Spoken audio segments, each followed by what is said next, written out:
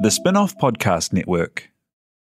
Are you making the most of your KiwiSaver investment? Generate is an award-winning KiwiSaver provider with a track record of strong long-term performance. Making a smart decision now could add tens of thousands of dollars by the time you reach retirement. Book a no-obligation chat with a Generate KiwiSaver advisor today at generatekiwisaver.co.nz/getadvice. A copy of the product disclosure statement is available at generatekiwisaver.co.nz. The issuer of the scheme is Generate Investment Management Limited, and of course, past performance does not guarantee future returns.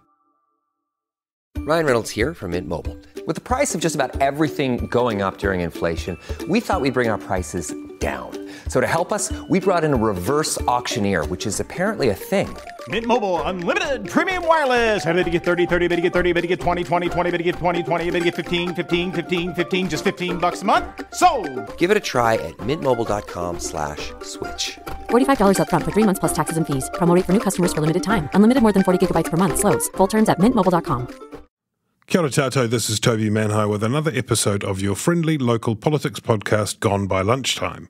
What you're about to hear is part of the Gone by Lunchtime Megapod, a 12-hour epic event recorded on September 20 at Spin-off HQ. Enjoy.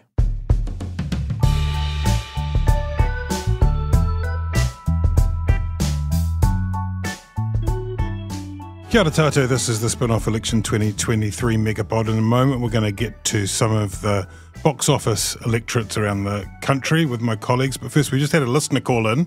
Is that Chris Hipkins on the line? It is indeed. G'day. Have you just been in Gisborne? What's the scene in Gisborne? The scene in Gisborne is a beautiful sunny day here in Gisborne. We're just leaving. We're actually on our way down to Wairoa now. But I'd say the mood here is energised. So I think... the region's had a pretty difficult year, but I think people are feeling optimistic about the future. I think they're ready to bounce back after the cyclone. And we met some young people this morning that are pursuing a career in film and television. They're doing some earning and learning at the same time, so they've got jobs that allow them to earn and learn at the same time in the film and television sector. And so, I think there's an energised mood here. Excellent. Now, we're running through the day asking everyone who comes on this ridiculous podcast to go into, for the prize of a box of chocolate fish, guess what the turnout will be to 1 decimal point on election day. What do you reckon? In terms of percentage or in terms of actual number of voters? No, not the actual number of voters. That would be really hard. No, the percentage. I mean, it was kind of, what was it? It was 82 really high last time, wasn't it? And then it was sort of more like 74 in 2011, so somewhere between there. What do you reckon? Box of chocolate fish. Yeah, I reckon around 76. 76? Okay, 76, that's good. Next question in this probing interview is, if you could only take one political TV show to a desert island, like whether it's West Wing or Thick of It or Veep, what's your go-to? What's your political TV show that you would have as your comfort food on a desert island? Oh, probably be The West Wing. I thought it was a brilliant show. Really? Did you think it was real when you watched it? I wished it was real, but I knew that it was far removed from reality, but kind of wished that it was real. Yeah, it was a different time, wasn't it? It was quite something. Okay, next one, mojo. So, as you know, Christopher Luxon has been searching the country for the mojo that we've lost, and we're kind of joined in on that endeavour in search of the mojo, the missing mojo. We're doing a scientific exercise asking everyone who comes on what their personal mojo level is, 0 being no mojo, all mojo gone, no mojo, and 10 being abundant mojo, can't move for the mojo, mojo everywhere. Where are you, Prime Minister Chris Hipkins, on the mojo scale from 0 to 10? I'm definitely a 10. I think the mojo level is high. The mojo level is high. What do you think in New Zealand the mojo level is, just since we're on the subject? I reckon it's a 7 heading towards an 8, and by the end of the year it'll be a 9. Okay, they're very good. Well done. Okay, last thing before you go, I need to give you an opportunity after you shockingly, on the debate last night, appeared to have never read a book. I think maybe you misunderstood the question and thought it was, what book are you reading lately? The question was, what's your favourite book? Can you name a book that you've read and even liked, Chris Hipkins?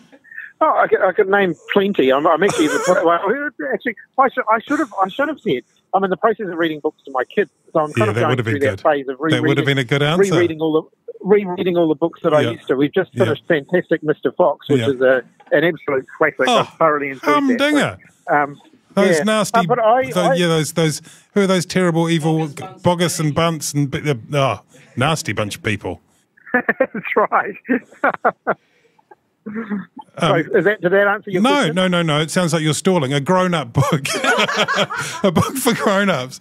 It could be something that you've read 10, 15 years ago. Not a self-help book, ideally. I tend to read a lot of trashy novels when I get the chance. I really like the Dan Brown series, so any one of those, Da Vinci Code or anything like that. All right. Okay, we'll take that. Thank you for your time. Good luck in Wairoa. Give our love to everybody in Wairoa. And all right. Best luck for the rest of the campaign. Okay. Cheers, mate. Cheers. Bye-bye. That was Chris Hipkins, who called in, I guess, probably being glued to the Megapod as he goes about his business. Well, look, we've established that he has read a book. Yeah. Something that TVNZ couldn't establish last night. Chris Hipkins has read a book, everybody.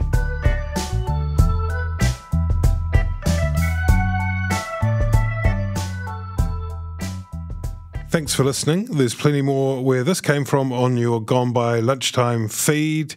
Thanks to Jane, Te Aihe and Samuel, and the rest of the team at the Spin-Off for making the Megapod happen. I'm Toby Manhire, and this is Juggernaut, the story of the Fourth Labour Government, a podcast in 6 parts. Doesn't give my opponents much time to run up to an election, does it? This nation is at risk. What do you think you're up to now, you perverted little liar? I could smell the uranium on it as you lean towards it. There's a radical overhaul in the history of New Zealand's administration. Juggernaut, the story of the Fourth Labour Government, made with the support of New Zealand On Air. Listen now on the Spin-Off or wherever you get your podcasts. Talofa lover, I'm Madeline Chapman, editor at The Spin-Off. If you have the means, consider supporting our high-quality journalism by becoming a Spin-Off member. Sign up now at thespinoff.co.nz/donate. The Spin-Off Podcast Network.